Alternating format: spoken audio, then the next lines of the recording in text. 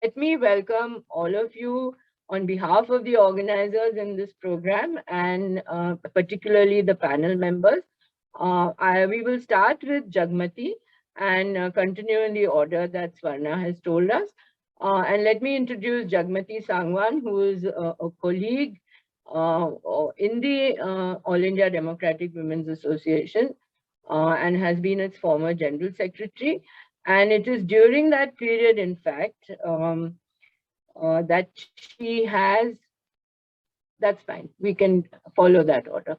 So Jagmati has been very, very deeply involved in several incidents of honor crimes, especially in the state of Haryana where she resides. And she has that kind of hands-on experience of actually dealing not just with the cases, their personal lives, but also the manner in which the state has intervened or not intervened on these issues, and also the larger community in the form of the Khap Panchayat.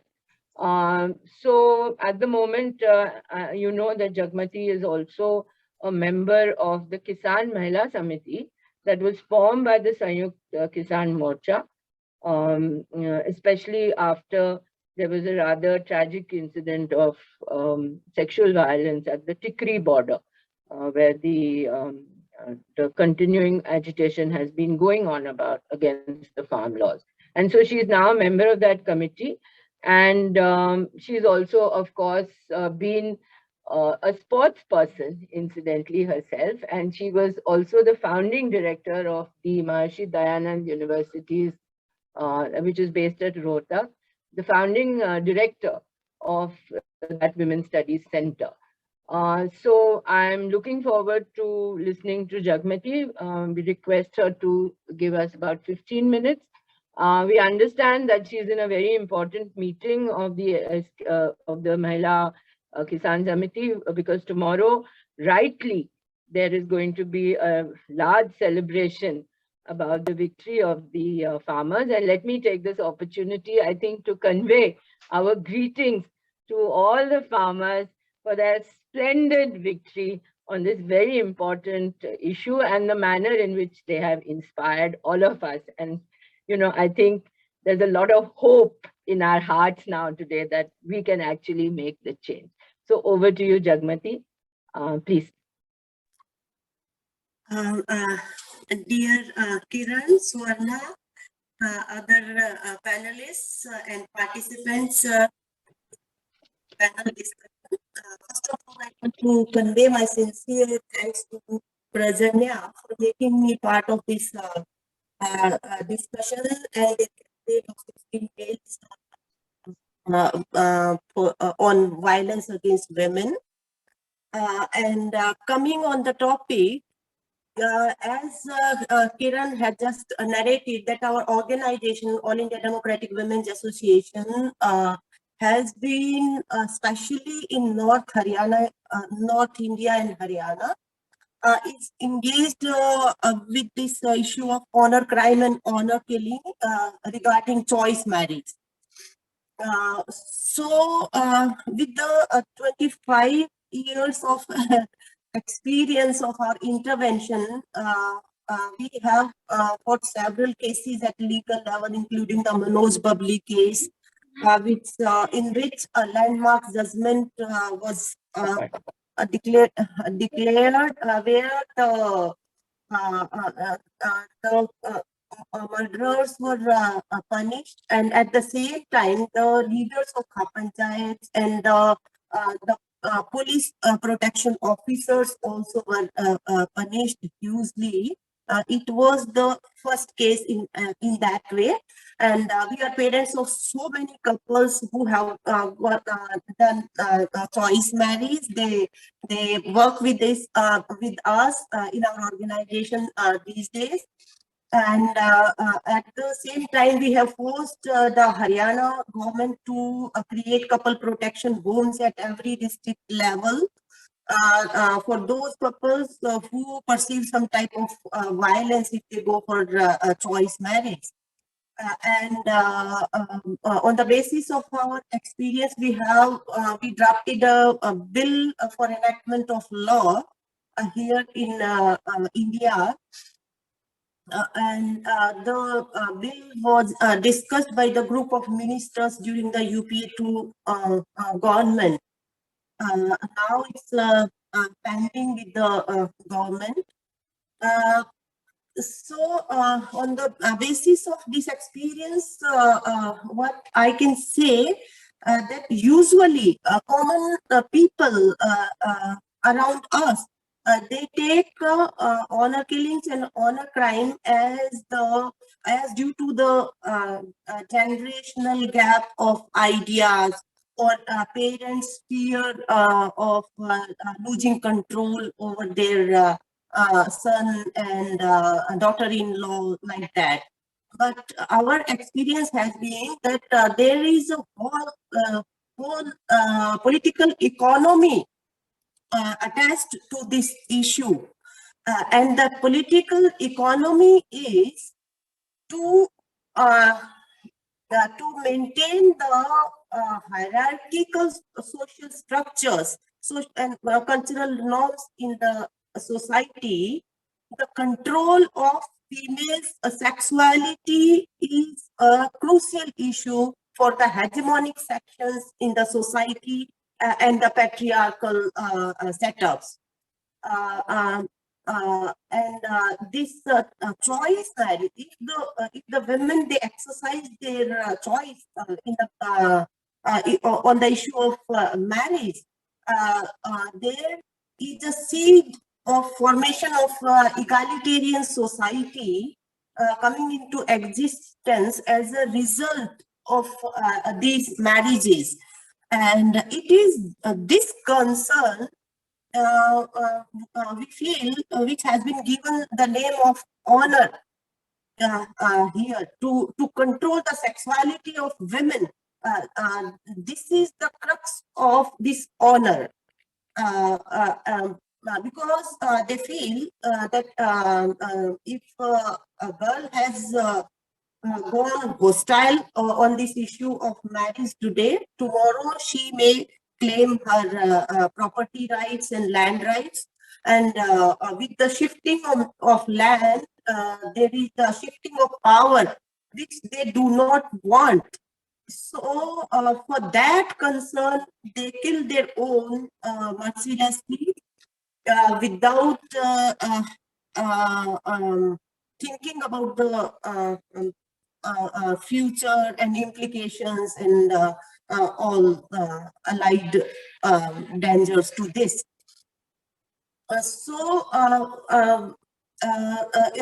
In these cases, here the mainstream political parties, they betray with the self-choice marriage right of the youth. They don't come forward to protect them from such violence due to their voting concerns, because they fear of losing the votes if they stand with the couples who go for a choice marriage.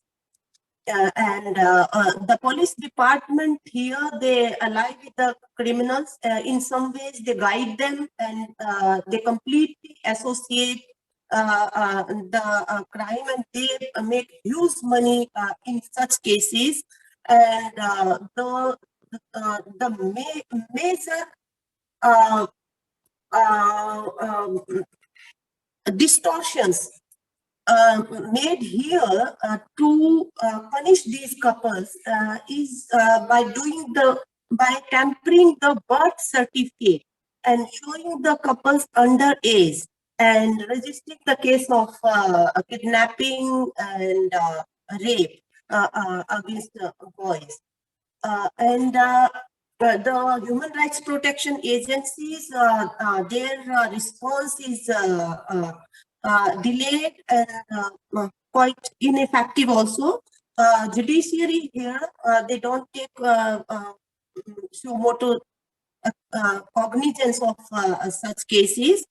And most of the social organizations and NGOs, they also avoid speaking on such issues because they fear the isolation and targeting.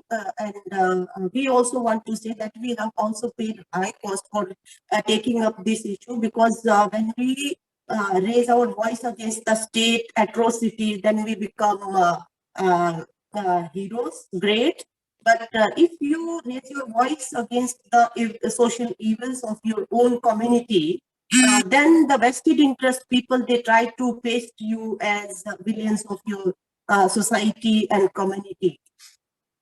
So they also don't come forward. That is why the scale of violence is quite high here around us. And these days, the government in power, this BJP, because they also believe in Manusmriti and Varna Vyavastha.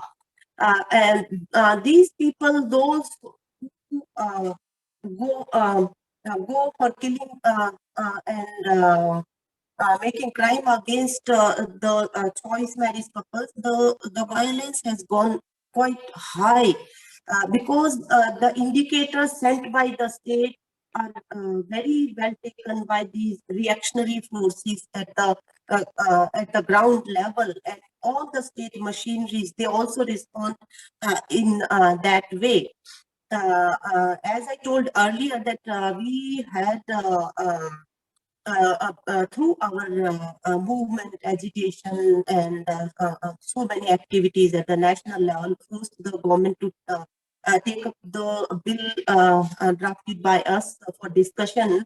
But when we met the law minister of this present government, when they came in power in 2015, the law minister, he said, "Oh, you are here for the enactment of law against honor crime and honor killing." But let me know that we have our own understanding on this issue. And the understanding is that if we go for the enactment of law against honor crime, honor killings, it will be hugely misused, like the 498A and SC/ST Act. It was his reply, and after that, the whole issue is with the government, and they did not even bother to respond to our memorandum and these all. While countering this type of violence, the counter strategy we have been adopting here, we raise our voice for the implementation of law, and the cases should be handled according to the law only. Because if we come out with this position, then it becomes a bit difficult for the reactionary forces to base their campaign against the activists working on this particular issue. And we strongly feel that enactment of an appropriate law to curb this violence will work a lot, because the nature of this violence is like dowry. Here, these are your own people who are involved in crime and killing, maybe under a huge social pressure. So nobody comes out to register the case, and the whole judicial system needs some witness and proof of the crime. So the onus has to be shifted on the criminal. So in that way, appropriate law is required. At the same time, the Special Marriage Act, which makes the marriage plan of two individuals public, and they give 1 month notice to people at large if they want to raise their concerns on the particular marriage. It is not couple friendly. So there needs to be made amendment in the Special Marriage Act also. And ultimate remedy is the social reform movement against this Manusmriti and Varna Vyavastha based caste hierarchies and gender discrimination and majority minority discrimination. So